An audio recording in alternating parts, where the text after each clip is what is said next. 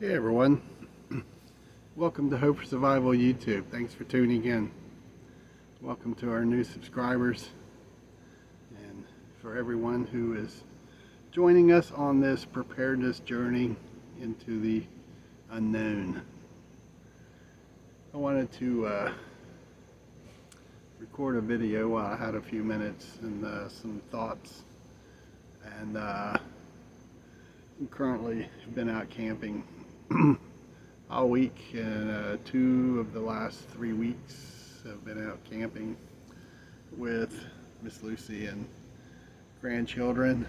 So I wanted to take a moment while it's relatively quiet and no one's around. Miss Lucy and her granddaughter are headed home today. It's rained almost all day, and I'm slowly packing things up, and I'll pack out in the morning and hook up and head out. But I wanted to share some thoughts with you on I've been reading a lot. I always read a lot, but and some downtime away from the chaos of negative news and scrolling through the clickbait topics. You got 24 hours, you got 36 hours, EMP is going to strike in a day, total chaos, World War III, collapse of the stock market, digitalization of currency, wheat shortages, crop shortages, farmers not growing food, and it goes on and on and on. But I wanted to invest some time in going back in time, and the books that I've been reading are by authors who I know and have known for years, and I've really enjoyed going back in time through their childhoods and growing up poor on farms, and lessons they learned, and lessons we can learn from the lessons they learned and are teaching and sharing with others. And my brain is constantly working and thinking, and while I've had some downtime and quiet, I've probably shared this with some of the others at times, but I think back over my life, and when I was a kid, I look back at that time as a child, and my grandfather, my dad's dad, who he started out running a Texaco station, and then he bought an Exxon station and an Esso station, so he was running 3 stations, gas stations, where they serve your car and check your oil and clean your windows and things of that nature. And then when his day would end at the stations, he would drive out to a plot that he had a garden on it, and he would pull his pickup truck up and shine the headlights on his garden, and he would work his garden till 10, 11 o'clock at night. And as a grandchild, when I would be staying with them and visiting them, I would often be with him, and I would see his work ethic and things that he was doing to grow garden vegetables to supplement their food, and it offset their cost of living. My grandmother was a nurse, so back in that era, it was a lot of cooking from scratch. It wasn't everything in a box and microwaves and things of that nature. And then as I aged, when I went in the military, I was blessed that I had good supervisors for my whole 20-year career. I only really had one bad supervisor, but Uh, if you've read my books, I mentioned one of my supervisors, Mr. Jack, and he was an old brown shoe Vietnam veteran who held on to those ways, and he was hard to work for, and everyone wanted to work for him because everyone that had worked for him had successful careers, to include myself. And so many things that he taught us about giving more in your day than your 8 hours and the minimum amount of work that got you by. He was normally in the office by 6:37 a.m. He expected you to be at your desk working when he showed up, and when he would go home at 5, he would expect everyone to still be working when he departed. Great man, great work ethic, great leader. And that brings me to the last 6 years with Hope for Survival, and feeling the calling to help as many people who want help and who will listen, and trying to steer folks to help one another through sharing skills. And that's what this video is about. I think many are missing the opportunity right now to reach out to folks who are senior to them, depending on your age, and asking people for time to learn how they used to do skills. Because if things go as they appear they're going, and if you opt to not become part of the digital system, you're going to have to know skills, and much of that's going to be figuring out how to do tasks with what you have available, not what you can order or run out and buy at stores. And one of the things in the early days of Hope for Survival, when the Big C started after March of 2020, we had a group of probably 30 people meeting on Zoom calls weekly, and we would reach out to all the retired nurses and doctors, and we were documenting over-the-counter type remedies for illnesses and injuries, ways you could go about treating them with things that you could purchase and stockpile. And we put together an in-house guide. I forget how many pages.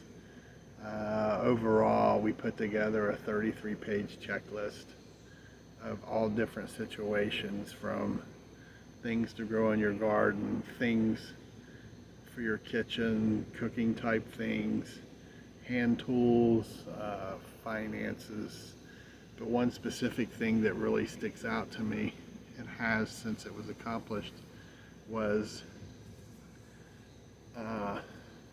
reaching out to the nurses, and how if we had the same type event today, what skills could they offer with remedies to treat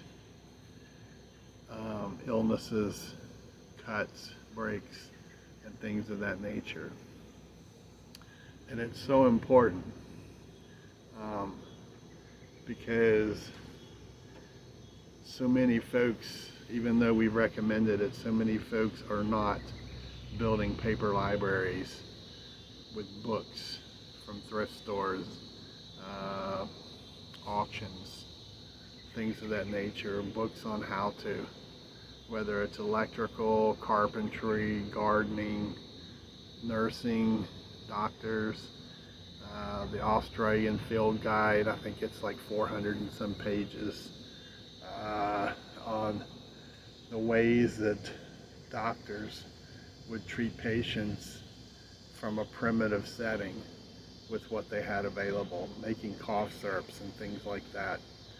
And most people won't take the time They won't take the time to be patient enough to pull this information, even if you don't learn it, to at least print it and put it in a binder or have a hard book that you can get to in the event if and when the internet goes down and you can't type into a search engine and pull up something. You could have been doing that over the last few years and printing out remedies and filing them, you know, how to set up a solar system, right? Ways to build generators, ways to build pumps to pull water out of streams, to pull water up to a holding area or into your house. Ways to warm water lines running off of a storage tank to keep it from freezing in the wintertime. Running it under a mulch bed, under 4 to 6 inches of mulch to heat the water line when it comes out of the ground and goes up to come into your holding area or your house. So it concerns me from the perspective of trying to help people, and most are so attached to podcasting, clickbait, and getting terrified. It's like yelling fire in a theater. Eventually, when you need to pay attention, you're not going to, because you've had weeks and months and years of the sky is falling, the sky is falling. So what I'm saying is, take that time and go back in time. Read books of people talking about the 1950s and the 1960s and even parts of the 70s. Go back and learn how they used to have to garden by hand or with a horse or mule instead of a powered engine tractor. Okay. The things that Grandma used to do when you were a kid in the 1960s. If you woke up with an earache or woke up with a cough, she would go into the medicine cabinet and she would pull out something to try to help you get through whatever it was that was paining you. And it's like, no matter how much you try to encourage people to do these things, natural medicines and tinctures, medicinal medicine, homegrown. I shared with you in the last podcast of going out and checking out Dr. Amanda and Jeremiah's SHTF Survival Homestead Teaching Farm website. Check out her books. You can obtain my 2 books, How Food, Water, Shelter, Security Could Save Your Life, and the second one's The Mindset. And I've talked on YouTube video and in the newsletter how critical the mindset is. You can do all these tasks and have all these things. If you don't have the correct mindset, you're wasting your time. Okay? You will not understand what we say when we say stay left of bang and outside the box. You want to recognize problems and threats before you get to them versus when they get you, and now you're being reactionary versus proactive. All right? These things take time, and it's not things you can learn overnight, but you got to start somewhere. And I can't encourage you enough to get started like yesterday than waiting another week. If you wait until the 0 hour, you're going to be in trouble. All right? And so many things that we were talking about 15, 10, and 5 years ago, they're here now. Okay? There's folks having lots of discussions about fear of AI. Well, 6 years ago, I shared a book by Patrick M. Wood with folks and told them they needed to read it to have a good understanding of what was AI and what it was going to do to the future. And now folks are losing jobs in critical fields. They're losing jobs to AI. Had they read these books, they would have known that it was coming. All right? Because Mr. Woods has been preaching and teaching this topic to anyone who will listen. And his books are well worth your money and well worth your time. All right? Patrick M. Wood, Transhumanism, is one of the older books. He recently has a new book out. It's been out maybe 3 months, 6 months. If you read this stuff, you got to invest your time in it. If you read this stuff, you're going to have a better understanding as new things are rolled out, what impact they're going to have on we the people. Okay? Flock cameras. People are preaching and screaming over flock cameras, and I get it. It's an invasion of privacy in our mind, but what is privacy? And when we go on state and federal roads, or even county roads that are funded through a state and federal government, where does privacy stop? Okay? But again, none of this stuff would be a surprise to you if you took the time to read the right things.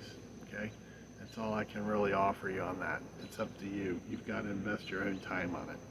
So anyway, I got some more packing up I need to do while it's not raining, and do a little cleaning.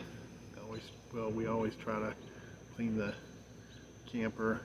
It's a 17-footer, just the right size for us. And finish that up and get things prepped for hooking up and pulling out tomorrow to head home. So anyway, think upbeat and be positive, okay? Think if you spent a whole day in a positive direction, how much better off you would be tomorrow versus all the negativity that you're exposed to today, that tomorrow is going to be wasted because you're dwelling on something you can't change. All right? Be aware, be familiar with it, but focus on your community, because when everything comes tumbling down, it's all going to be in your community and what's around you. And if you're not involved in a 5-mile radius and doing an area assessment, you're going to be lost because you're not familiar with what's going on around you. For example, I live in a small community, but I know where the flock cameras are at, and if for whatever reason, if I don't want to ride on the road where the cameras are at, I take shortcuts around and come out at the same point in the same hour in the same day. All right? You got to be able to, again, think outside the box.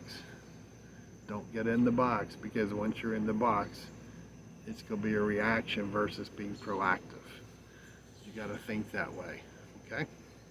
So, if things bother you, just remember, you go into Walmart and you pay cash for things because you don't want it on their digital system, but yet when you pull in the parking lot, they've already got you on camera, so what's the point? Where can you go shop at instead of Walmart, where the grocery store does not have cameras in the parking lot? That's doing your area assessment. And that is telling you things that are more